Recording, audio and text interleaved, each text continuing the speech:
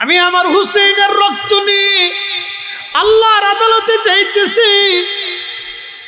কি আশ্চর্য! ইমাম হুসেইন শাহাদাতের আগে বোন জয়নব রাদিয়াল্লাহু আনহাকে কাছে ডাকলেন, আমিরা হামজা রাদিয়াল্লাহু আনহার বর্ণ গায়ে দিলেন, বাবার দেওয়া জুলফিকার তলোয়ার হাতে নিলেন, নানার দেওয়া সবুজ পাগড়ি মোবারক মাথার মধ্যে বাঁধলেন।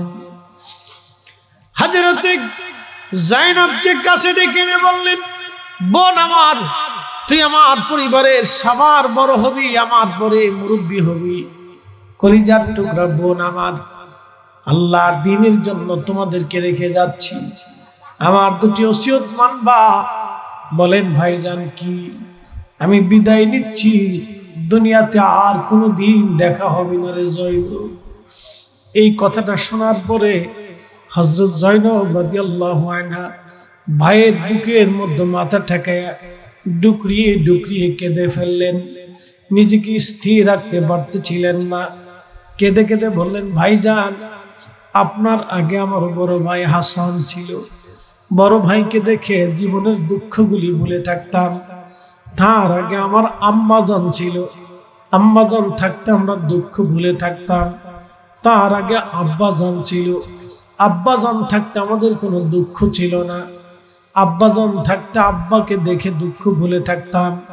আমার আব্বাকেও মানুষরা শহীদ করে দিয়েছে, আমার বড় ভাইটাকেও বিষ প্রয়োগ করে শহীদ করে দিয়েছে। বাইরে আমাদের জীবনের কত বড় দুঃখ!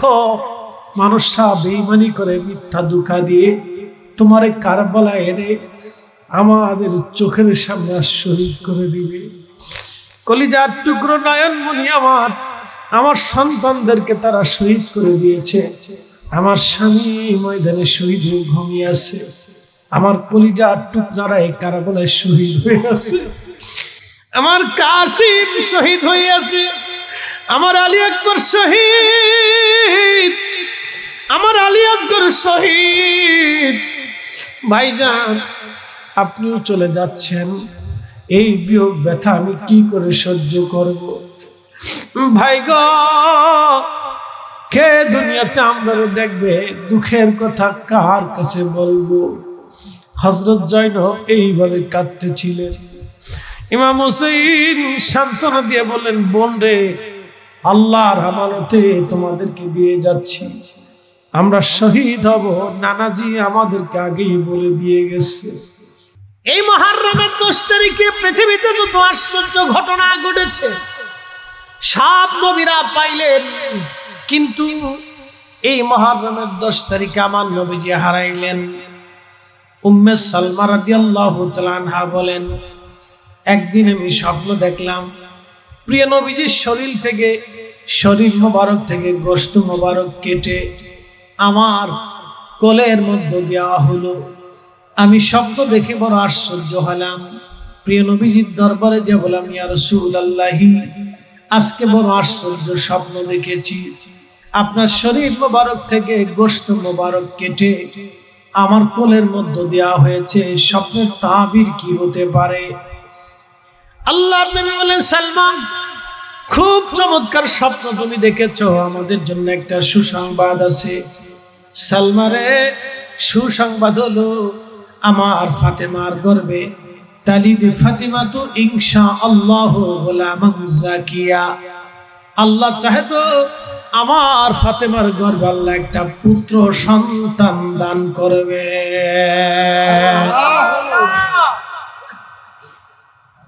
আমার ফাতেমা একটা পুত্র সন্তান দিবে। ওই পুত্র সন্তানটা আল্লাহ তোমার কোলে লালিত পালিত করবে।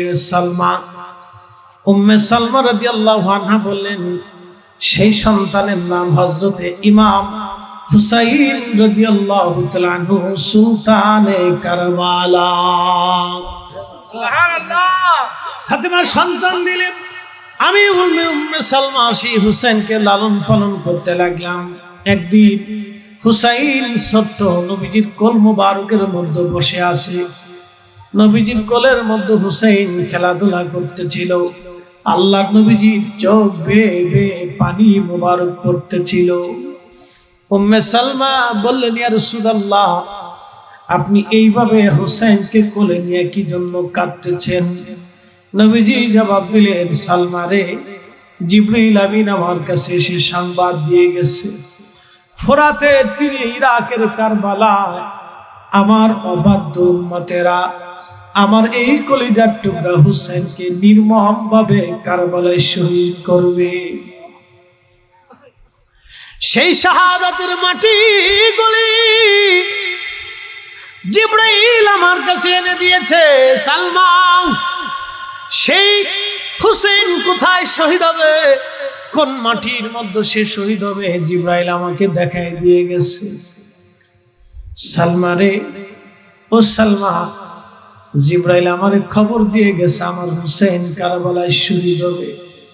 আমি আমার হুসেনের প্রেমে বিভোর হয়ে তার মায়ায় পড়ে আমি কাঁদতেছি। সালমা রে, সেই দিনের কথা মনে করে আমি নবী কাঁদতেছি। মুহররমের 10 তারিখে সব নবীরা পাইলেন, কিন্তু এই 10 তারিখে আমার নবীজি ত্যাগ করলেন। এই 10 তারিখে আমার নবীজি, আমার রাসূল, আমার নবীজি আল্লাহর পথে নিজের আওলাদকে কুরবানি দিয়েছিলেন। রহস্য আছে, ছোট করে দেখার কোনো সুযোগ নেই। রহস্য অবশ্যই আছে, অবশ্যই রহস্য আছে। হযরত আলী রাদিয়াল্লাহু আনহু সিফিনের যুদ্ধে যাচ্ছিলেন। ইমাম আহমদ ইবনে হাম্বল রাদিয়াল্লাহু আনহু লিখতেছেন মুসনাদের ভিতরে, ইমাম ইবনে কাসির আল বেদায়ের মধ্যে লেখেন, যুদ্ধে যাওয়ার সময় তিনি ফোরাতের পার দিয়ে যাচ্ছিলেন। ঘোড়ার পিঠ থেকে হযরত আলী নেমে গেলেন। নেমে যাওয়ার পরে হযরত আলী হামজাল গাছের পাশে তার জায় নামাজখানা বিছাইলেন। বিছাইয়া 2 রাকাত নামাজ আদায় করলেন। 2 রাকাত নামাজ পড়ে হযরত আলী আল্লাহর দরবারে হাত বাড়াইলেন, হে রব, আমার হুসাইনকে এই কারবালার ময়দানে ধৈর্য ধরার তৌফিক তুমি দিও আল্লাহ। দোয়া শেষ হয়ে যাওয়ার পরে হযরত আলী বলতে লাগলেন, হে আবু আব্দুল্লাহ, তুমি ওই সময় ধৈর্য ধারণ করিও। রে আবু আব্দুল্লাহ, তুমি ওই সময় ধৈর্য ধরিও, ধৈর্য বিচ্যুত হইও না। খাদেম সাহাবা ইকরাম জিজ্ঞেস করলেন, ইয়া আমিরুল মুমিনিন, আপনি এই গাছের পাশে সালাত আদায় করলেন কেন? দোয়ার ভিতরে কাটলেন কেন? আবু আব্দুল্লাহ ধৈর্য ধরো এই কথা কেন বলতে লাগলেন? রহস্য কি?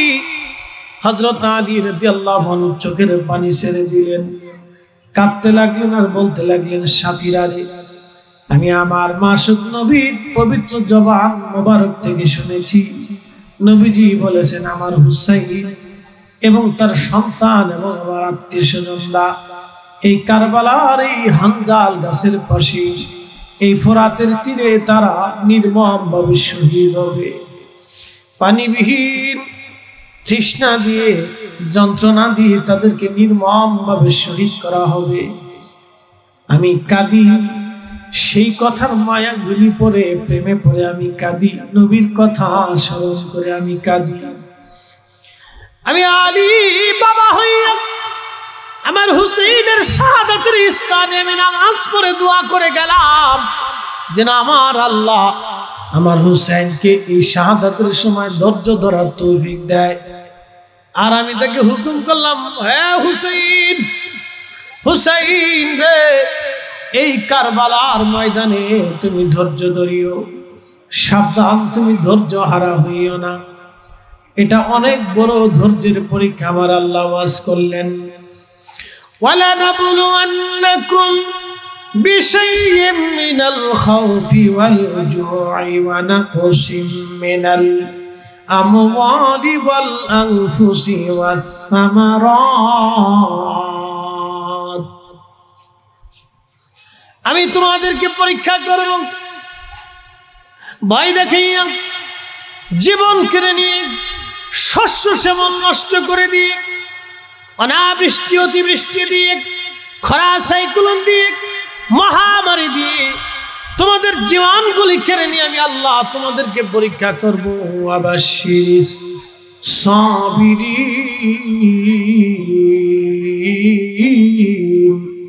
হুজুর আপনি সুসংবাদ দেন তাদের জন্য এই কঠিন সময় যারা সবর করে ধৈর্য ধরে তাদের জন্য আমি আল্লাহর পক্ষ থেকে বিরাট প্রতিদান খালিদিনা ফিহা একটা জান্নাত আমি বানাইছি চিরদিনের জন্য।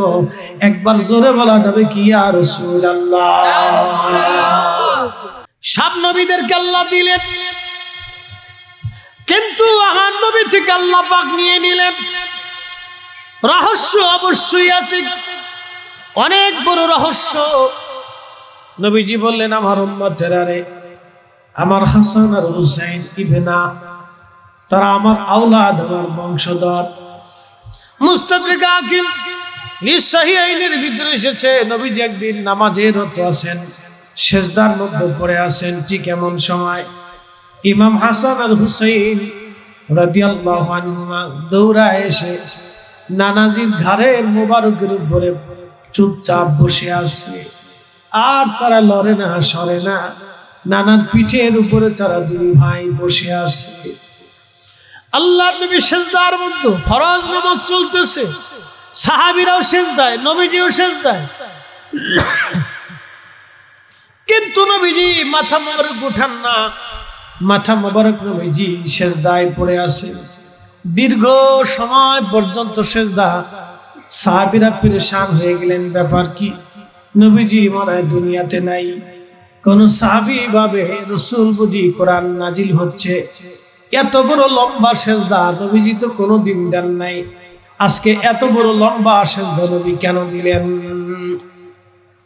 নামাজ শেষ হয়ে গেল, আল্লাহর নবীজিকে সাহাবীরা বলেন, ইয়া রাসূলুল্লাহ, জীবনে কোনোদিন এত বড় লম্বা সেজদা দেখি নাই, আজকে আপনি কেন লম্বা সেজদা দিলেন ইয়া নবী আল্লাহ? কি কারণ হতে পারে? কোরআন কি নাজিল হয়েছে? আমরা ভাবছিলাম আপনি দুনিয়ায় বুঝি নাই এত বড় সেজদা। আল্লাহর নবী বললেন, আরে সাহাবীরা, আমার হাসান আর হুসাইন দুইজন এসে আমার কাঁধের উপরে চড়ে বসেছিল। আমি যদি উঠি আমার হাসান আর হুসাইন ব্যথা পাবে, কষ্ট পাবে। আমি চাই না আমার হাসান আর হুসাইন কষ্ট পাক, আমার আল্লাহ চাই নাই আমার হাসান আর হুসাইন কষ্ট পাক। একটা জবান বন্ধ হবে না, চিৎকার মেরে বলেন আল্লাহু আকবার। প্রিয় উপস্থিতি হাজিরিন, খুবই মনোযোগের সাথে শুনবেন। নবীজি বলেন, মান আহাব্বাহুমা ফাকাদ আহাব্বানি, তাদেরকে যারা ভালোবাসলো আমি নবীকে তারা ভালোবাসবে। আমান আহাব্বানি আহাব্বাহুল্লাহ, যে আমাকে ভালোবাসবে সে আল্লাহকে ভালোবাসবে। আমান আহাব্বাহুল্লাহু আদখালাহুল জান্নাহ, যে আল্লাহকে ভালোবাসবে আমার আল্লাহ তাকে জান্নাত দিয়ে দিবে। চিৎকার মেরে বলেন মারহাবা।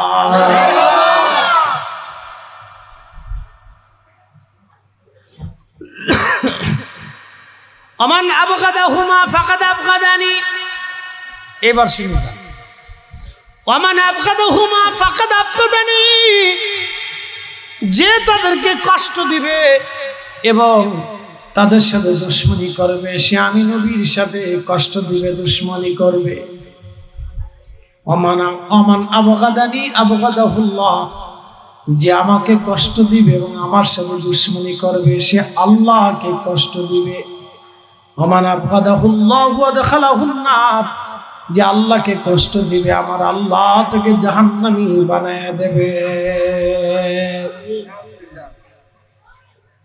মুস্তাদরিক হাকিম লিসহিহাইনের ভিতরে নবী বললেন, কেউ যদি মাকাম ইব্রাহিমে নামাজ পড়ে এবং রুকনি ইয়ামানে রোজা রেখে অবস্থায় সিজদার মধ্যে পড়ে রোজা হালতেই যদি মারা যায় কালেমা শরীফ পড়তে পড়তে, তারপরে সে জান্নাতে যাবে না, যদি হুয়া মুবগিদুল আহলি বাইতিন নবী সাল্লাল্লাহু আলাইহি ওয়াসাল্লাম, যদি তার অন্তরের ভিতরে শোনেন শহাদে কারবালা মাহফিলে কেউ যদি টাকা দিতে বারণ করে, এই মাহফিলে সহযোগিতা করতে কেউ যদি বারণ করে, এই মাহফিলে কেউ যদি বিরোধিতা করে, এই মাহফিল বন্ধ করার জন্য কেউ যদি চেষ্টা করে, এই মাহফিল বন্ধ করার জন্য কেউ যদি চেষ্টা করে, এই মাহফিল বন্ধ করে দেওয়ার জন্য কেউ যদি অর্থ প্রয়োগ করে, এই মাহফিল বন্ধ করার জন্য কেউ যদি কথা দিয়েও সাহায্য করে, বুদ্ধি দিয়েও সাহায্য করে, পরামর্শ দিয়েও সাহায্য করে, এই মাহফিল হতে না দেওয়ার জন্য কেউ যদি সামান্য পরিমাণ চেষ্টা করে, নবীজি বললেন আমার উম্মত সে যদি রুকনি আমাদের মধ্যে রোজা অবস্থায় নামাজ পড়ে, জিকির করতে করতেও যদি মারা যায় সিজদা হালতে, তারপরও সে জান্নাতে যাবে না। কেননা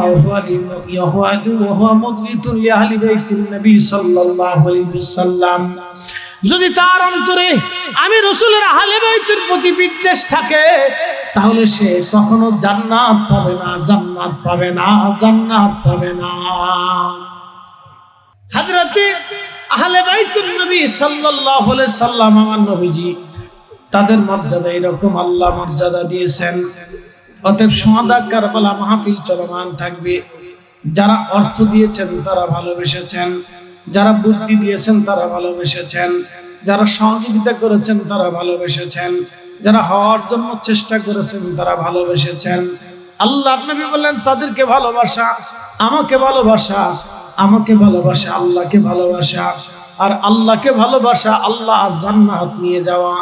অতএব আহলে বাইতুন নবীর স্মরণে সুহাদা কারবালার মাহফিলে একটা টাকাও আপনার নষ্ট হয় নাই, আপনার আশাটাও নষ্ট হয় নাই, পরিশ্রমও নষ্ট হয় নাই, আপনি সহযোগিতা করেছেন নষ্ট হয় নাই। পৃথিবীর সব টাকা নষ্ট হতে পারে, কিন্তু আজকের টাকা নষ্ট হয় নাই। পৃথিবীর সব সময় নষ্ট হয়ে যেতে পারে, কিন্তু আজকের এই সময়টা আপনার নষ্ট হয় নাই। পৃথিবীর সব সময়, জিন্দেগির প্রত্যেক মুহূর্ত শেষ হয়ে যেতে পারে, কিন্তু আজকের সময়টা আপনার শেষ হয় নাই। বলে হুজুর কেন? সুহাদা কারবালার স্মরণে সময়টা দিয়েছেন, ইশকে রাসূলের সময়টা দিয়েছেন, তাদের মহব্বতে আপনারা বসে গেছেন, তাদের আলোচনা শোনার জন্য আপনারা আমাদেরকে অনুরোধ করেছেন, তাদের বক্তব্য দেওয়ার জন্য আপনারা আমাদেরকে বলেছেন। এই জন্য আপনাদের একটা টাকাও নষ্ট হয় নাই। কিয়ামতের ময়দানে এই টাকাগুলি নাজাতের জরিয়া হয়ে যাবে। একবার জোরে বলা যাবে কি আল্লাহু আকবার। তার মানে সব নবীরা 10ই মুহররমে পেলেন, কিন্তু আমার নবীজি ছেড়ে দিলেন। সব নবীদেরকে আল্লাহ দিলেন, কিন্তু আমার নবী থেকে আল্লাহ নিলেন। সব নবীদেরকে আমার আল্লাহ এই 10ই মুহররম দিয়ে দিলেন, কিন্তু আল্লাহ আমার নবী থেকে 10ই মুহররম থেকে আমার আল্লাহ নিয়ে নিলেন। নেওয়ার পিছনে রহস্য আছে, সব নবীদেরকে দেওয়ার পিছনে রহস্য আছে। আল্লাহ এই নবীর আওলাদকে এই 10ই মুহররমে নবীজির কাছ থেকে আল্লাহ নিয়ে নিলেন। এই 10ই মুহররমে তারা শহীদ হবে, এটা প্রিয় নবী আগেই বলে দিয়ে গেছেন। হযরত উম্মে সালমা, হযরত আবু হুরায়রা, হযরত আলী, হযরত উসমান, হযরত আবু বকর, সাহাবা আজমাইন, উম্মাহাতুল মুমিনিন সবাই জানতেন হুসাইন কারবালার ময়দানে শহীদ হয়ে যাবে। শুধু কি তাই, শুধু কি তাই, এই শাহাদাতের পিছনে রহস্য। বলে হুজুর কোন রহস্য? রহস্য একটাই, উম্মতের নাজাত। রহস্য একটাই, কিয়ামতের ময়দান কায়েম হয়ে যাবে, মাহশরের মাঠ কায়েম হয়ে যাবে, সমস্ত সৃষ্টিগুলি আল্লাহর সামনে সিজদায় পড়ে কাঁদতে থাকবে। আহা, আমার নবীজি আল্লাহর দরবারে সিজদায় পড়ে যাবে, ডাক দিবে হে রব, আমার সন্তান, আমার আওলাদ, আমার কলিজার টুকরা, আমার বংশধর, আমার বংশধরদেরকে আমি এই ইসলামের জন্য শহীদ বানাইছি। আমার চাচা আমিরা হামজা শহীদ হয়ে গেছে, আমার চাচতো ভাই জাফর শহীদ হয়েছে, আমার জামাতা আলী শহীদ হয়েছে। আহা, আমার দন্ত উহুদের ময়দানে শহীদ হয়েছে। শেষ সময় আমার কলিজার টুকরা হাসান আর হুসাইন দুইজন শহীদ হয়েছে, তাদের সন্তানরা শহীদ হয়েছে। হযরতে কাসেম শহীদ হয়েছে, আলী আকবর, আলী আসগর শহীদ হয়েছে।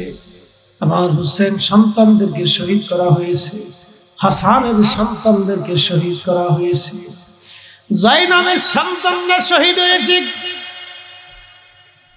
রব্বুল আলামিন আমার বংশের অধিক এই কালেমার জন্য, তোমার একত্ববাদের জন্য, তোমার দ্বীনের জন্য, তোমার দ্বীনের জন্য, তোমার কোরআনের জন্য, তোমার একত্ববাদের জন্য, তোমার হুকুমতের জন্য, তোমার রাস্তার জন্য, তোমার আনিত বিধানের জন্য, তোমার ইসলামের জন্য আমার পুরা পরিবার শহীদ হয়েছে।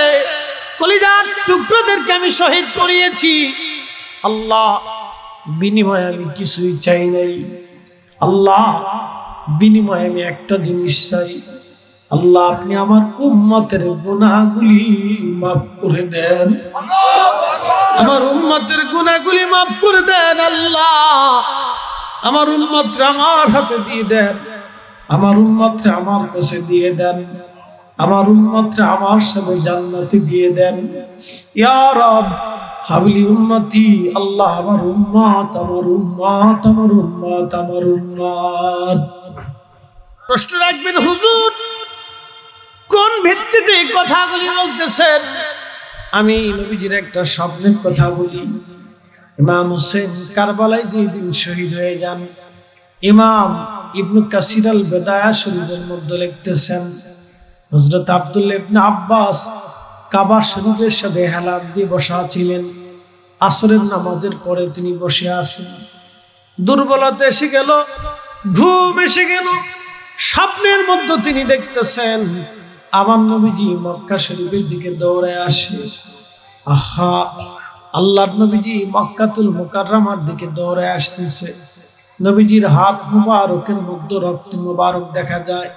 নবীজির চুল দাড়ি মুবারক এলোমেলো দেখা যায়। নবীজির জুব্বা মুবারকে ধুলা বালি লাগা দেখা যায়। আল্লাহর নবীজি কাঁদতেছিলেন, চোখের পানি বেয়ে বেয়ে দাড়ি মুবারক ভিজে যাচ্ছে। প্রিয় নবীজি মক্কা শরীফের দিকে দৌড়ায় দৌড়ায় আসতেছিলেন। ওই সময় ইবনে আব্বাস বলেন, ইয়া রাসূলুল্লাহ, ইয়া হাবিবাল্লাহ, নবী জীবনে কোনোদিন এইভাবে আপনাকে কাঁদতে দেখি নাই। হুজুর জীবনে এইভাবে আপনার চুল দাড়ি মুবারক এলোমেলো দেখি নাই। ইয়া নবী আল্লাহ, জীবনে আপনার শরীরে জুব্বা মুবারকে এইভাবে ধুলা বালি লেগে থাকতে দেখি নাই। হুজুর আপনি দৌড়ান কেন? আপনি কাঁদেন কেন? আপনার হাত মুবারকের মধ্যে রক্ত কেন? ইয়া রাসূলুল্লাহ, আপনার কি হয়েছে? ইয়া নবী আল্লাহ। আল্লাহর মেহবুব নবী ডাক দেখে ইবনে আব্বাস রে, মক্কায় খবর দাও আমার হুসাইন আর নাই। আমার হুসাইন কারবালার ময়দানে শহীদ। আমি নবীজি আমার হুসাইনের সময় আমার হুসাইনের পাশে ছিলাম। ইবনে আব্বাস রে, মক্কায় খবর দাও আব্দুল্লাহ, আব্দুল্লাহ মক্কায় খবর দাও হুসাইন আর নাই, কারবালায় শহীদ হয়ে গেছে। আমি নবীজি নিজে কারবালার প্রান্তরে আমার হুসাইনের শাহাদাতের সময় আমি পাশে ছিলাম।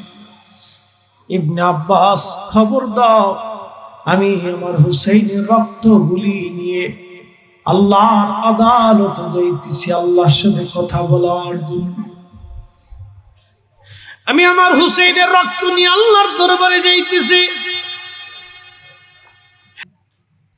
তবে মন ওসিয়ত করে যাচ্ছি, আমার জয়নুলকে তোর কাছে আমানত দিয়ে গেলাম, নানার উম্মতের জন্য আমার জয়নুল আবিদিনকে রেখে গেলাম। আপনি যদি একটু হিসাব কষে দেখেন, মনে রাখবেন ইমাম জয়নুল আবিদিনের মাধ্যমে এই পৃথিবীতে আহলে বাইত রাসূলের আওলাদরা এসেছেন। হুজুর মহিউদ্দিন আব্দুল কাদের জিলানী এসেছেন, শাহজালাল আহমদ মুজাদ্দিদি এসেছেন, শাহ মুস্তাফা আল বাগদাদি হুসাইনি এসেছেন। পৃথিবীতে বহু ওলিরা বহু ওলিরা বহু ওলিরা আওলাদ রাসূলদের ভিতরে বহু ওলি এসেছেন। সারা পৃথিবী রন্দে রন্দে তারা কালেমার দাওয়াত দিয়েছেন, কোটি কোটি পথ ভোলা মানুষকে রাস্তা দেখিয়েছেন। ইমাম হুসাইন বললেন, বোন রে, আমার জয়নুলকে নানার উম্মতের জন্য রেখে গেলাম। আমার জয়নুলকে দিয়ে আমার নানার উম্মতের ঝান্ডা, আমার নানার কালেমার ঝান্ডা তামাম দুনিয়াতে উড়ানো হবে। এই জন্য দেখবেন আওলাদের রাসূল গানের ভিতরে ওলির সংখ্যা বেশি। কথা বলেন না কেন, ঠিক কিনা? আহা, এখানে নাইম ভাই আছেন, মালয়েশিয়াতে আমরা মাহফিল শেষ করলাম। নাইম ভাই আমাকে বললেন, ভাইজান চলেন আমরা একটা জায়গা যাব। আমাকে নিয়ে গেলেন তিনি সেই মালাক্কা সাগরের ভিতরে পোলাও বুসার একটা ছোট্ট দ্বীপের ভিতরে। আমি জানতাম না আমার ভাই না থাকলে এইখানে যাওয়ার সুযোগ হতো না। তিনি নিয়ে গেলেন একজন আল্লাহর ওলি ঘুমানো সুলতানুল আরিফিন শাইখ ইসমাইল বগদাদি আল হাসানি ওয়াল হুসাইনি। শুনলে খুশি হবেন, তিনার বাবার নাম হযরতে গাউসে জামান গাউসে পাক মহিউদ্দিন আব্দুল কাদের জিলানী আল হাসানি ওয়াল হুসাইনি। জোরে বলা যাবে কি মারহাবা। ওই যে রাজশাহীতে যদি চলে যান শহরের পাশে সৈয়দ আব্দুল কুদ্দুস শাহ মাকদুম রাহমাতুল্লাহ আলাইহি, মারহাবা বলবেন না? উনার দাদা, উনার কি জোরে বলেন, উনার শাহ মাকদুম রাহমাতুল্লাহ আলাইহির দাদা হযরত হুজুর মহিউদ্দিন আব্দুল কাদের জিলানী আল হাসানি আল হুসাইনি। মারহাবা বলবেন না? কি বুঝলেন? আওলাদে রাসূল শামস হযরত শাহজালাল ইয়ামানি মুজাররিদি, আওলাদে রাসূল শিফা সালাম নাসিরউদ্দিন রাহমাতুল্লাহ আলাইহি, আওলাদে রাসূল শাহ মুস্তাফা আল বাগদাদি আল হাসানি আল হুসাইনি, আওলাদে রাসূল। ও বন্ধু, সারা পৃথিবীতে অসংখ্য আওলাদে রাসূলরা তামাম দুনিয়াতে কালেমা দাওয়াত তারা দিয়েছেন। হযরত ইমাম যায়নুল আবেদিনের মাধ্যমে তারা আসছেন। একসাথে বলা যাবে না আল্লাহু আকবার। এবং তার মাধ্যমে ইমাম মাহদী দুনিয়াতে আসবে। চিৎকার মেরে বলেন ইয়া রাসূলুল্লাহ। এ ভাইরা আমার, খুব মনোযোগ দিবেন। ইমাম হুসাইন রাদিয়াল্লাহু আনহু বললেন, বোন আরেকটা ওসিয়ত করে যাচ্ছি। 2 নাম্বার ওসিয়ত হলো, কোনদিন আমাদের রক্তের বদলা কোন রাজা বাদশার কাছ থেকে নেবা না। এ শুনে যান, রহস্য হলো এইখানে। একসাথে বলেন না মারহাবা। রহস্য শুনে যান। আরে যায়নাব, আমার শাহাদাতের পরে কোনদিন কোন রাজা বাদশার দরবারে যে আমাদের হত্যার ফয়সালা টানতে যাবা না। কারণ আমাদের ফয়সালাটা কিয়ামতের ময়দানে আমার আম্মা জান, আব্বা জান, বড় ভাই জান এবং আমার নানা রাহমাতুল লিল আলামিন সবাইকে নিয়ে আল্লাহ দরজা থেকে নিয়ে নেবে। চিৎকার মেরে বলেন ইয়া রাসূলুল্লাহ। পটিয়াবাসী মনোযোগ দিবেন। শাহাদাতের মূল পয়েন্ট আমি আপনাদেরকে বুঝিয়ে দিলাম। তবে একটা কথা মনে রাখবেন, ইমাম হোসেন আমাদেরকে শিখাই দিয়ে গেলেন, নানার উম্মত জীবন দিবা কিন্তু বাতিলের সামনে মাথা নত করবা না। একবার জোরে বলেন ঠিক না বেঠে? জীবন দিবা, শির উঁচু করে রাখবা। জীবন দিবা, শির উঁচু করে রাখবা। সন্তান আল্লাহর প্রতি দিয়ে দিবা, শির উঁচু করে রাখবা। দেশ ছেড়ে দিবা, শির উঁচু করে রাখবা। ইমাম হুসেন যদি ওই দিন মাথা নত করতেন, কিয়ামত পর্যন্ত উম্মত মাথা নত হয়ে থাকতো। উম্মতেরা শির কোনোদিন উঁচা হতো না। এই জন্য ওনার শাহাদাত অত্যন্ত জরুরি ছিল এবং ওনার শাহাদাত অনেক তাৎপর্যপূর্ণ। এই জন্য আল্লাহ রাসূল আমার এই উম্মতকে শিখিয়ে দিয়ে গেলেন, আল হাসান ওয়াল হুসাইন সাইয়্যিদা শাবাবি আহলিল জান্নাহ। আমার হাসান আর হুসাইন 2 জন জান্নাতের যুবকদের সর্দার। হযরত ফাতেমাকে ডাক দিয়ে বলেন, ফাতেমা রে শোনো, ও ফাতেমা শোনো, আল্লাহ আমাদেরকে আহলে বাইত নবী আহলে বাইত বানিয়েছে। কোন উম্মতকে কোন নবীকে আল্লাহ এই মর্যাদা দেন নাই, শুধু আমাকে এই মর্যাদা আল্লাহ দিয়েছে। ফাতেমা, আমার চাচাকে সাইয়্যিদুশ শুহাদা বানিয়েছে। আমার চাচতো ভাই জাফরকে আল্লাহ 8টা জান্নাত দিয়েছে। 2টা হাতের বদৌলতে 2টা পাখা দিয়েছে। আমার জাফর 8টা জান্নাতের যেখানে খুশি সেখানে উড়ে উড়ে ঘুরে ঘুরে বেড়ায়। ফাতেমা রে, আল্লাহ আমার এই বংশটাকে সর্বশ্রেষ্ঠ বংশ বানিয়েছে। আমার পরিবারের মতো শ্রেষ্ঠ পরিবার আল্লাহ দুনিয়াতে আর পাঠান নাই, কোনদিন আর পাঠাবেন না। আরে ফাতেমা, আমার পরিবারকে আল্লাহ পবিত্র বানিয়েছেন। ইন্নামা ইউরিদুল্লাহু লিইউযহিবা আনকুমুর রিজসা আহলাল বাইতি ওয়া ইউতাহহিরাকুম তাতহীরা। আল্লাহ ডাক দেয়, নিশ্চয় হে নবী, আপনার আহলে বাইতকে আমি পাক পবিত্রতার পবিত্র করে দিয়েছি। আল্লাহ আমাকে পবিত্রতার পবিত্র করে দিয়েছে। ফাতেমা, তুমি কেঁদো না, চোখের পানি মুছে ফেলো। তোমার বিয়েটা আল্লাহ আলীর সাথে দিয়েছে। ফাতেমা রে, পৃথিবীতে একমাত্র তোমার বিয়ে আমার আল্লাহর নিজের ইচ্ছায় হয়েছে। জোরে বলা যাবে কি আল্লাহু আকবার। ফাতেমার আলীর বিয়ে আল্লাহর ইচ্ছায় হয়েছে, ঘটকালি আল্লাহ করছে। একসাথে কোন আল্লাহু আকবার। আল্লাহ ডাক দেখে, মেহবুব, আমি ফাতেমার জন্য আলীর পছন্দ করেছি। জোরে জোরে জোরে জোরে, হ্যাঁ আস্তে কোনকে জোরে বলেন। হ্যাঁ, ওনাদের বিষয় খুব মজবুত জিনিস, অনেক দামি কথা। ফাতেমারে, তোমার বিয়ে আমি দেইনি, আল্লাহর ইচ্ছায় হয়েছে, আমার রব পছন্দ করেছে। তোমার স্বামী আমি পছন্দ করিনি, আল্লাহ নিজে পছন্দ করেছে। আরে ফাতেমা, তোমার আল্লাহ সাইয়্যিদাতুন নিসাই আহলিল জান্নাহ বানিয়েছে। ফাতেমা রে, দুনিয়ার কোন নারীকে মর্যাদা দেয় নাই। ফাতেমা, তোমার দুইটা বেটাকে আল্লাহ দিয়েছে সাইয়্যিদা শাবাবি আহলিল জান্নাহ। দুনিয়ার যত যুবক জান্নাতে যাবে, সব যুবকদের সর্দার হবে তোমার দুইটা কলিজার টুকরা। ফাতেমা, তোমার জন্য আরেকটা সুসংবাদ আছে। তোমার হাসান আর হুসাইনি রক্তের মাধ্যম দিয়ে আল্লাহ কিয়ামতের আগে দুনিয়াতে একটা সন্তান পাঠাবে। এই সন্তানের নাম হবে মুহাম্মদ, বাবার নাম হবে আব্দুল্লাহ, কিন্তু তার পরিচয় হবে ইমাম মাহাদি। ইমাম মাহাদি, ইমাম মাহাদি আলাইহিস সালাতু ওয়াস সালাম। আরে ফাতেমা, আমি যেইভাবে খোদার জমিনে, খোদার দিন, আল্লাহর তাওহীদ ও রিসালাতের সাক্ষীর কালেমার পতাকা উড়িয়েছি, তোমার মাহাদি, তোমার কলিজার টুকরা, তোমার রক্ত মাহাদি এইভাবে তামাম পৃথিবীতে কালেমার দিন পতাকা উড়িয়ে দিবে। ফাতেমা, একবার জোরে বলা যাবে কি মারহাবা। আল্লাহু আকবার, ইয়া রাসূলুল্লাহ, ইয়া রাসূলুল্লাহ, জিন্দাবাদ জিন্দাবাদ। তুমি সাবধান, শাহাদায়ে কারবালাকে ছোট করে দেখার কোনো সুযোগ নাই। ওনাদের শাহাদাতকে বড় করে দেখতে হবে, ওনাদের ত্যাগ শিক্ষাকে আমাদের জীবনে নিতে হবে। আল্লাহ কোরআনে বলেন, ওয়ালা নাবলুওয়ান্নাকুম বিশাইয়্যিন মিনাল খাউফ, ভয় দেখাইয়া, ওয়াল জুই ওয়া নাকসিম মিনাল আমওয়াল, তোমার শস্য শ্যামল মাল সামানা নষ্ট করে দিয়ে, ওয়াল আনফুসি ওয়াস সামারাত, জীবন এবং শস্য শ্যামল নষ্ট করে দিয়ে তোমাদেরকে আমি পরীক্ষা করব। ওয়াবাশশিরিস সাবিরিন, হুজুর আপনি বলে দেন এই সময় যারা সবর করবে, আমি আল্লাহর পক্ষ থেকে তাদের জন্য সুসংবাদ।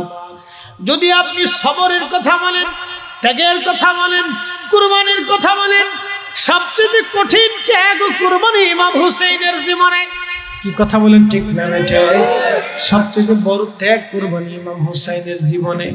হযরতে ইব্রাহিম খলিলুল্লাহ চোখে কাপড় বেঁধে দিয়ে ইসমাইলকে জবাই করতে গিয়েছিলেন, কিন্তু ইমাম হুসাইন তার দুইটা সন্তানকে শহীদ হতে দেখেছেন।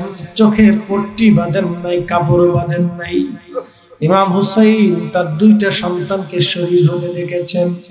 চোখের সামনে তার ভাতিজা ইমাম কাসেম শহীদ হয়েছে, চোখের সামনে তার বড় সন্তান আলী আকবর শহীদ হয়েছে, চোখের সামনে ছোট সন্তান আলী আসগর শহীদ হয়েছে, চোখের সামনে তার আত্মীয় স্বজনরা শহীদ হয়েছে, চোখের সামনে তার কলিজার টুকরা বোন জয়নবের সন্তানরা শহীদ হয়েছে, চোখের সামনে তার আত্মীয় স্বজনরা শহীদ হয়েছে। তার জন্য হযরত মুসলিম বিন আকিল শহীদ হয়েছে, তার দুইটা এতিম ছোট ছোট বাচ্চারা শহীদ হয়েছে, এবং তার পক্ষ নিয়ে বহু আশিকরা শহীদ হয়েছে। তিনি শুধু শাহাদাতের পাল্লাগুলি দেখেছে, আহা শহীদ হতে দেখেছে, তৃষ্ণার্ত দেখেছে, বাড়িঘর ছেড়ে দিয়েছে, দুনিয়াদারি ছেড়ে দিয়েছে, সংসার ছেড়ে দিয়েছে, সব কিছু থেকে জুদা হইয়া এই উম্মতের জন্য তিনি সব ত্যাগ করে দিয়েছেন। অতএব তাদের কুরবানি, তাদের ত্যাগকে যারা ছোট করে দেখে, তাদের আলোচনা, ইতিহাস, ঐতিহ্য, তাদের কুরবানির কথা যারা ওয়াজে নসিহতে উঠায় না, তারাই হলো জামানার মুনাফিক। কথা বলেন ঠিক না বেঠে? নমরুদের আগুনের ভিতরে 40 দিন পর্যন্ত সাইয়েদনা ইব্রাহিম নমরুদের আগুনের ভিতরে অবস্থান করলেন। 40 দিন পরে আল্লাহ যখন তাকে নাজাত দিলেন, সেই দিনটা মুহররমের 10 তারিখ ছিল। মুসা আলাইহিস সালাম তিনি বনি ইসরাইল নিয়ে সাগরের পার চলে গেলেন। সেই দিনটা মুহররমের 10 তারিখ ছিল। ফেরাউন ডুবে মরল। মুসা আলাইহিস সালামকে আল্লাহ নাজাত দিলেন, সেই দিনটা ছিল মুহররমের 10 তারিখ। সাইয়েদনা ঈসা রুহুল্লাহ যেই দিন আসমানে আল্লাহ তাকে নিয়ে চলে গেলেন, সেই দিনটা ছিল মুহররমের 10 তারিখ। সাইয়েদনা ইউনূস আলাইহিস সালাম যেই দিন মাছের পেট থেকে খালাস পেয়েছিলেন, নাজাত পেয়েছিলেন, সেই দিনটা ছিল মুহররমের 10 তারিখ। সবাই তো মুহররমের 10 তারিখে পাইলেন, কিন্তু আমার নবীজি 10 তারিখে হারাইলেন। সব নবীরা মুহররমের 10 তারিখে পাইলেন, কিন্তু আমাদের নবীজি মুহররমের 10 তারিখে কলিজার টুকরা ইমাম হুসাইনকে হারাইলেন। সবাই পাইলেন, কিন্তু আমার নবীজি হারাইলেন। সবার কাছে যোগ হলো, কিন্তু আমার নবীর কাছ থেকে বিয়োগ হলো। সবাই নিজেদের কাছে আল্লাহ নিজেদেরকে দিয়ে দিলেন, কিন্তু আমার নবী থেকে আল্লাহ নিয়ে নিলেন। নিয়ে নেওয়ার পিছনে হিকমত আছে, রহস্য আছে। বাকি ঘটনা যেমন রহস্য আছে, আমার নবীজির শুহাদায়ে কারবালার ঘটনাতেও রহস্য আছে। ওরা জামানার মুনাফিক, ওরা ওয়াজ করে, কিন্তু ইমাম হুসাইনের শাহাদাতের ওয়াজ দেখবেন না। কোন নজদির জমানে ইমাম হুসাইনের শাহাদাত ত্যাগের ওয়াজ দেখবেন না। তাই আস্তে বলবেন না, জোরে বলেন। কোন নজদির তাফসীরের ভিতরে না। 100 জন নজদি তাফসীর করলে 99 জনের ভিতরে নেই। আপনি ঠিক বললো ঠিক, না ঠিক বললো ঠিক, নাহলে অনলাইনে ঢুকে আমাদের দেখান যে সুন্নিদের মতো কয়জনের আছে। কথা ঠিক আছে কিনা? আমরাই আলোচনা করি, আমরা মানুষের সামনে তুলে ধরি, আমরা এই প্রোগ্রামগুলি সাজাই। আর ওরা বেদাতের ফতোয়া দেয়, ওরা বেদাতের ফতোয়া দেয়। আর সুন্নিরা শুহাদা কারবালা মাহফিল করে ওনাদের হক কৃতজ্ঞতা আদায় করার চেষ্টা করি, আমরা পারি না। ওনাদের কৃতজ্ঞতা শেষ করা যাবে? ওনাদের হক কি শেষ করা যাবে? আমরা চেষ্টা করি। কথা ঠিক আছে কিনা? আমরা কি করি? চেষ্টা করি। কিয়ামতের ময়দানে বলতে পারবো, আল্লাহ রাসূল ডাকবে, কি আনছো? আমার হুসাইনের জন্য কি আনছো? তখন তো আমরা কিছু বলার কিছু নেই। ইয়া রাসূলুল্লাহ, আমরা শহীদ হতে পারি, জীবন দিতে পারি না, সন্তান কুরবানি করতে পারি না, মাল কুরবানি করতে পারি না, দেশান্তরী হতে পারি না, কিন্তু আপনার আওলাদদেরকে স্মরণ করে, তাদের বিয়োগ, ব্যথা, যন্ত্রণা, কষ্টকে স্মরণ করে আমাদের চোখ বেয়ে পানি পড়েছিল। আমরা ইমানদার, দুর্বল ছিলাম। ইয়া রাসূলুল্লাহ, মাফ করে দেন। আল্লাহ দয়া হয়ে যাবে। কথা ঠিক আছে কিনা? কি হয়ে যাবে? দয়া হয়ে যাবে। আর দয়া যদি একবার হয়েই যায় তো কাজেই গেছে। রাত 1:30 বাজে, কষ্ট হচ্ছে নি আপনাদের? তা আর একটু চলুক নাকি বলেন? বলে একসাথে চিৎকার মেরে হাত উঁচু করে বলেন আল্লাহু আকবার, নারে তাকবীর, নারে রিসালাত, যাতে বাইরে মানুষ না বুঝে যে রাত 1:30 বাজে। থাক, হয়েছে হয়েছে, যে পাগল থাক, থাক। ইয়া রাসূলুল্লাহ, ইয়া রাসূলুল্লাহ, জিন্দাবাদ, অসুবিধা জিন্দাবাদ।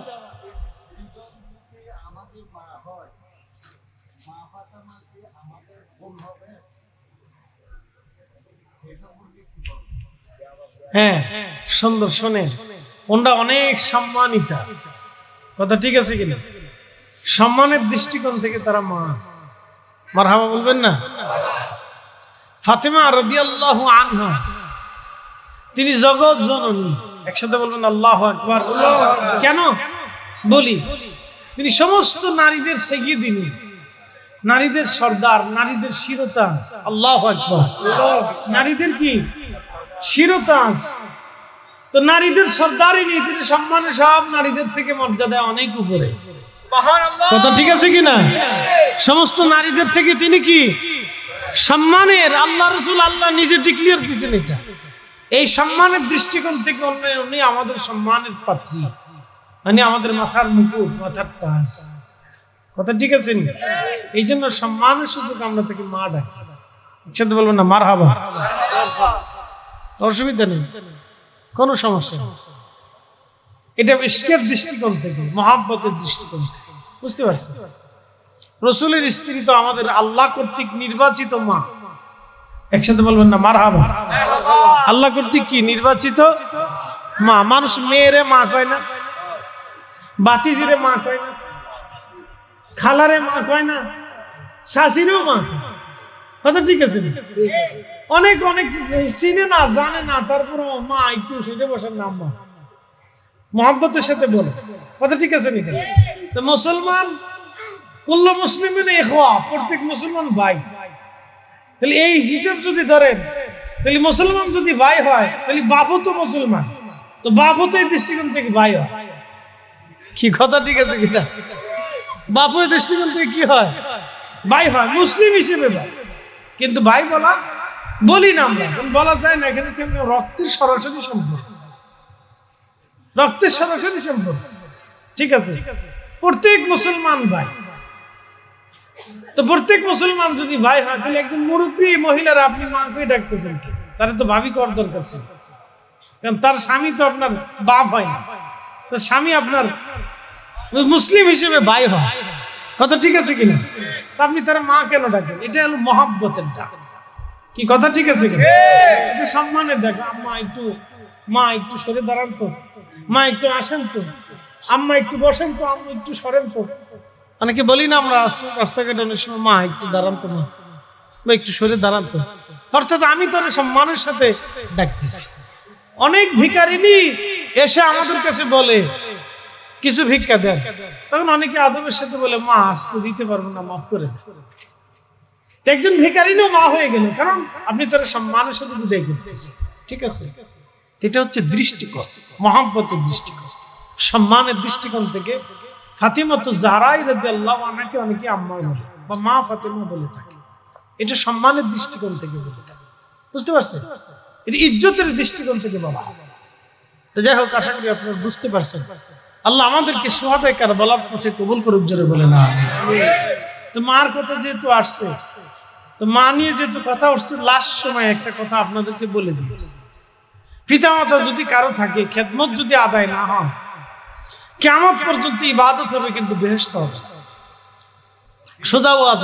আবার বলি, পিতামাতা যদি আপনাদের থাকে, খেদমত যদি আদায় না হয়, কিয়ামতের ময়দানে তারা যদি একবার মামলা করে বসে যে রব আমার সন্তান আমার হক আদায় করে নাই।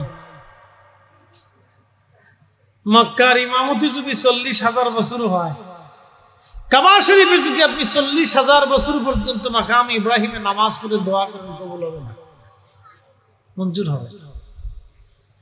মনে রেখে নেই।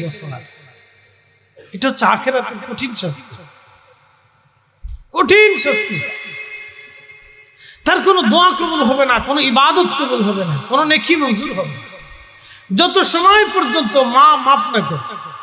এক সাহাবী এসে বললেন, ইয়া রাসূলুল্লাহ, ইয়া নবী আল্লাহ, ইয়া হাবিব আল্লাহ, মা মারা গেছেন, বাবা মারা গেছেন, তারা কি আমার কাছে এখনো হক পায়, এখনো কি অধিকার আছে? বলে হ্যাঁ, অধিকার আছে। বলে কি অধিকার ইয়া রাসূলুল্লাহ? প্রিয় নবী বললেন, 1 নম্বর অধিক পরিমাণে দোয়া করা। 1 নম্বর কি করা? জোরে বলেন, আমি বুঝাইতেছি, আরো জোরে বলেন, একসাথে জোরে বলেন। আমরা বাৎসরিক ভাবে ফাতিহার ইন্তজাম করি বাবা মার জন্য, করে কিনা অনেকে? কিসের জন্য করে? চেয়ারম্যান নিতে দাঁড়াবে? কিসের জন্য? দোয়ার জন্য।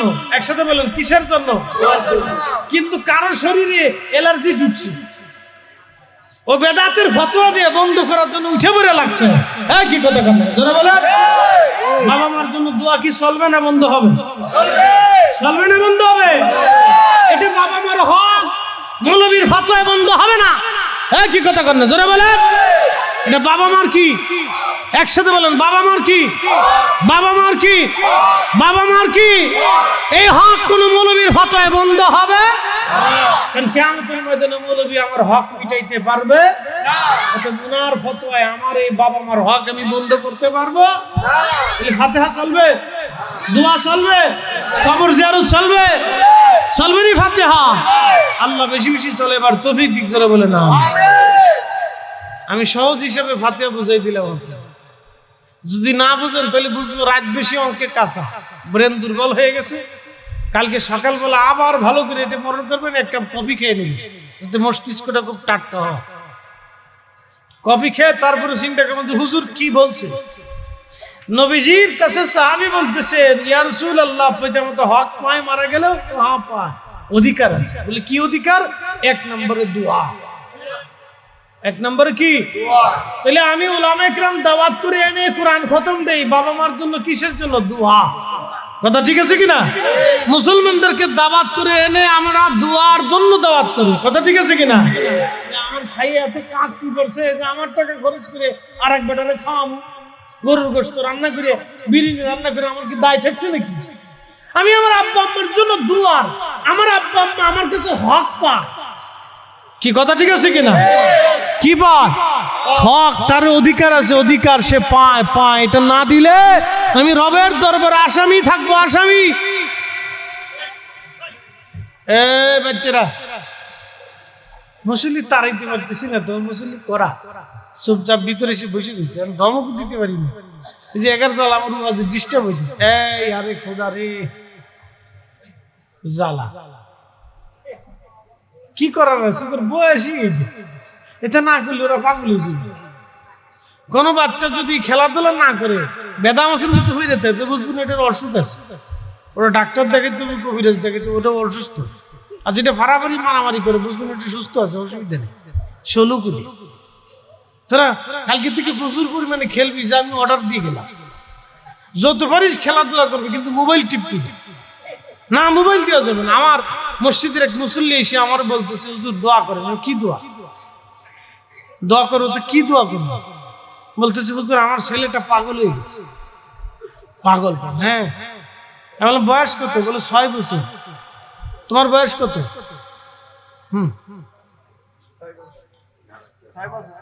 বাইরে তোর ভিড়ের সামনে দেখুন, 9 বছর হয়ে গেছে। মুসলমানি পিছিয়ে ধরে কাটছে তার 9 বছর কেমনি? 9 বছর বলে যদি না কাটে তাহলে 9 বছর হয়নি, যদি কাটে তাহলে স্বীকার করা যায় না কিছুটা হয়েছে। 6 বছরের একটা বাচ্চা পাগল হয়ে গেছে। আমি বললাম পাগল হওয়ার কারণ কি? কি হয়েছিল? বেশি বেশি মোবাইল টিপতে। এখন বলেন এর জন্য কি দোয়া করবো না লাঠি দিয়ে পিটাবো? নিজের বাপ মা নিজের সন্তানদের নিজে জবাই করিয়ে আইসা আমার কাছে দোয়া আছে, দোয়া করেন, ফাতিহা পড়াবো। চিন্তা করেন না,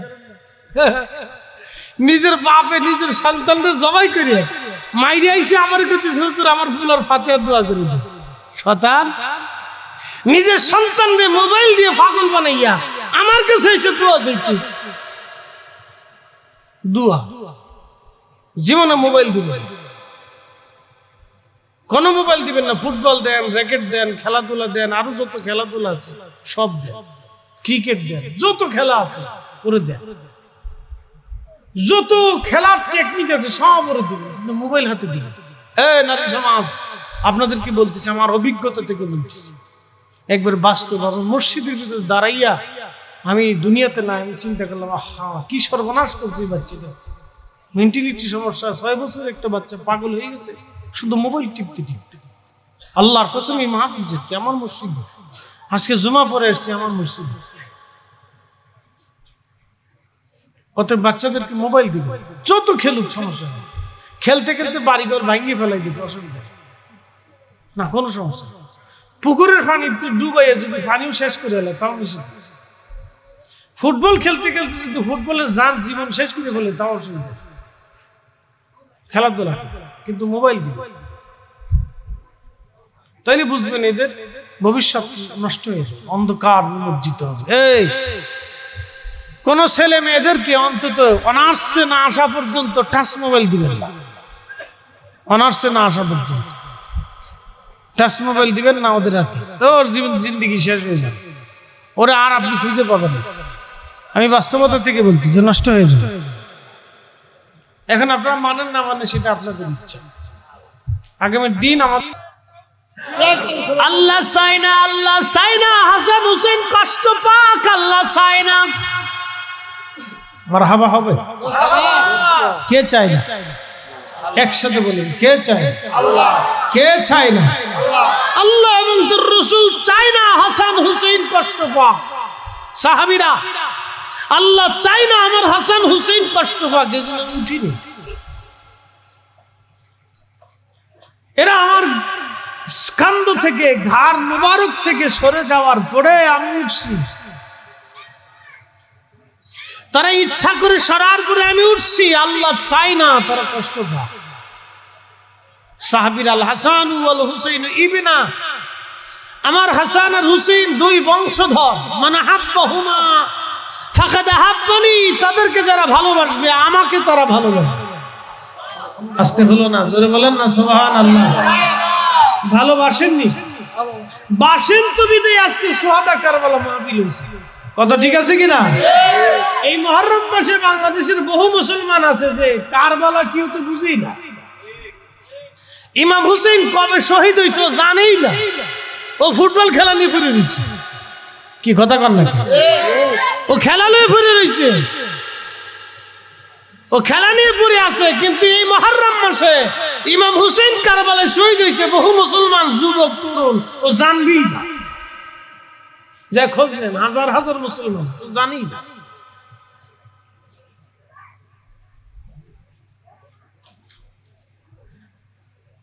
পটিয়াবাসী ও জানি না যে আজকের এই মুহররমের 10 তারিখ ইমাম হুসেন নির্মমভাবে কারবালার ময়দানে শহীদ হলেন। কেন শহীদ হলেন? ওই দিন যদি ইমাম হুসেন কারবালার ময়দানে মাথা নত করতেন, সারা জীবনের জন্য ইসলাম মাথা নত হতো। কি কথা? জোরে বলেন, জোরে বলেন, আস্তে বলবেন না, হাত উঁচু করে বলেন, ঠিক কিনা? ওই দিন যদি ইমাম হুসেন মাথা নত করতেন, কিয়ামত পর্যন্ত ইসলামের মাথা নত হয়ে থাকতো, মুসলমানের মাথা উঁচু হতো না। ঠিক কিনা? হ্যালো ইমাম সাহেব হুজুর, মসজিদ তালা মেরে দেয়। মুহররমের 10 তারিখে রাত্রে মসজিদ তালা মেরে, উত্তরবঙ্গে দক্ষিণবঙ্গে বহু মসজিদ আছে, না এই রাত্রে কিছু নেই, মসজিদ তালা মেরে বাড়ি চলে আসে। শতান মুতল্লি মসজিদ কমিটিও তালা মেরে দিয়ে চলে আসে। ও মসজিদ পাইছে ইমাম হুসেইনের শাহাদাতের জন্য। যদি এই দিন ইমাম হুসেন শাহাদাত বরণ না করতেন আর এই সময় জালিম ইয়াজিদের কাছে মাথা নত করতেন, তাহলে ইসলাম কি জিনিস মুসলমান পেত না, তাহলে মুসলমান মাথা উঁচু করে দাঁড়াইতো না। শাহজালাল ইয়ামানি গোরগোবিন্দের বিরুদ্ধে জিহাদের ময়দানে আসতো না। মুজাদ্দিদ আল ফুসানি সিরহিন্দি সম্রাট আকবর আর জাহাঙ্গীরের সামনে মাথা উঁচু করে দাঁড়াইতো না। খাজা বাবা আজমিরি রাজা পৃথিবীর সামনে মাথা উঁচু করে দাঁড়াইতে পারতো না। কুতুবউদ্দিন কাকি, নিজামউদ্দিন আউলিয়া, বীর শিবা সালাররা, খালিদ বিন ওয়ালিদ, পৃথিবীর যত বীর যোদ্ধারা ছিল, পৃথিবীর যত বীর মুজাহিদেরা ছিল, পৃথিবী যারা দখল করেছিল, সুলতান মাহমুদ গজনবী রহমাতুল্লাহ আলাইহি, সুলতান ফাতেহ মুহাম্মদ, পৃথিবীর দিক বিজয়ী মুসলিম বীর সেনানী যারা ছিল, কোনোদিনও তারা মাথা উঁচু করে দাঁড়াইতে পারতো না। ঠিক না?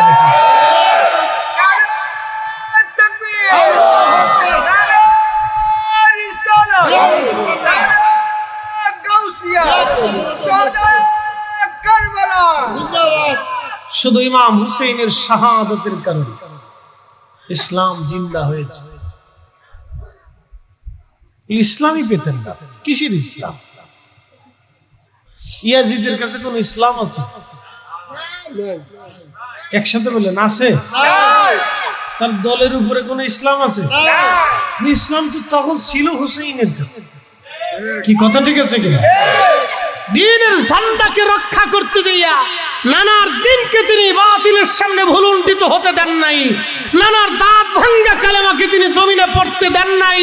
তিনি কিয়ামত পর্যন্ত জমিনে নানার কালেমার পতাকাকে আল্লাহর আকাশে উড়িয়ে দিয়ে কোটি কোটি মুসলমান আশিক রাসূলের হৃদয় হৃদয়কে উজ্জীবিত করে জিন্দা করে রেখে গেছে। মুহররমে কি হয়? শতান ও তো মুসলমান, ওর সাথে তো হিন্দু, ওর থেকে তো হিন্দু বলা কি কথা কর না, ওর থেকে তো হিন্দু বলা কিসের মুসলমান? তার শাহাদাতকে 10ই মুহররমে ভুলে গেছে, কুত্তাকে ওর থেকে আমি বলা কি কথা ঠিক আছে কিনা? যে অস্বীকার করে কুত্তাকে আমি ওর থেকে বলা কথা ঠিক আছে নি? শাহাদায়ে কারবালার এই মর্যাদাকে অস্বীকার করে কুত্তাকে ওর থেকে আমি বলা। শতান কত কোয়ালিটি, কেন শুধু রোজা রাখবে না, কোনো কিছু নাই। ইমাম হোসেন শহীদ হয়েছে, ভাগ্যে ছিল তাই হয়েছে। কি সুন্দর যুক্তি, কি সুন্দর যুক্তি দেখছেন? শয়তানের চিন্তা করেছে এই বাংলাদেশে আমি আইছি কে, এখানে তো আমার দরকার নেই, আমার খলিফা তো কত আছে, 8 টাকার তারাবি বানাই ফেলছে। কি কথা কর না, দুয়া বন্ধ করে দিছে, দোয়া শেষ।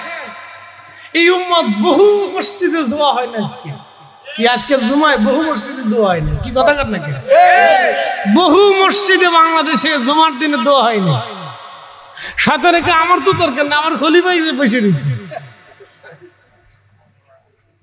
আমার খলিফা ও কাজ সেরে দিচ্ছে টুপি মাথায় দিয়ে, যা 1450 বছর চেষ্টা করে পারি নাই ও টুপি মাথায় দিয়ে তা করে দিছে। আমার দোস্ত খলিফা, বুঝতে অসুবিধা? কিরে গেদা বাহিনী, বাপরে বাপ, রাতে 1টা বাজে মনুষ্য কেমনি সে বসে রয়েছে। আজকে ফুটবল খেলা আছে নাকি? না, তা ঠিক আছে, তাহলে মুসল্লি করা একসাথে কর না, মার হাবা। আমি তো বলছিলাম খেলা দেখার লাগে বই রয়েছে না, মুসল্লি করা করা মুসল্লি ভিতরে বসে রয়েছে একবারে, খুব অরিজিনাল মুসল্লি। কেউ মুসল্লিরা তোমরা কি ইমাম হুসেনের পক্ষে আসনি? জীবনের শেষ সময় পর্যন্ত থাকবানি? আল্লাহ কবুল করুক, জোরে বলে না। কেউ যদি বলে বেদাত, তাহলে বুঝবেন না 14 গোষ্ঠী বেদাত, কথা ঠিক আছে নি? কেউ যদি মাহফিলে আসতে আপনাকে নিবৃত্ত করে, তাহলে বুঝবেন ওর মতো শয়তান দুনিয়াতে। কেউ যদি এই মাহফিলে আপনাকে অর্থ দিতে আপনাকে বাধা দেয়, তাহলে বুঝবেন ওর মতো নিকৃষ্ট জীব, শুয়োর আর কুত্তার চাইতেও নিকৃষ্ট, ওর মতো জানোয়ার পৃথিবীতে তৈরি হতে পারে, মানুষই হতে পারে। মুসলমান অনেক পরে কথা, মুসলমান এটাকে বলে না। শাহাদায়ে কারবালার মহব্বতের মাহফিলে কেউ যদি অর্থ দিতে বাধা প্রয়োগ করে যে না এখানে টাকা দিস না, বুঝবেন ওর মতো নিকৃষ্ট জীব পৃথিবীতে নাই। কিয়ামতের ময়দানের জন্য ভয়াবহ হবে। আল্লাহর নবী বলতেছেন, ভালো করে শুনবেন, বলে কেন ভয়াবহ হবে আমি বুঝাইতেছি আপনাদেরকে, হাদিস থেকে বোঝাবো। একসাথে বলেন না মারহাবা, চিৎকার মেরে বলেন আল্লাহু আকবার।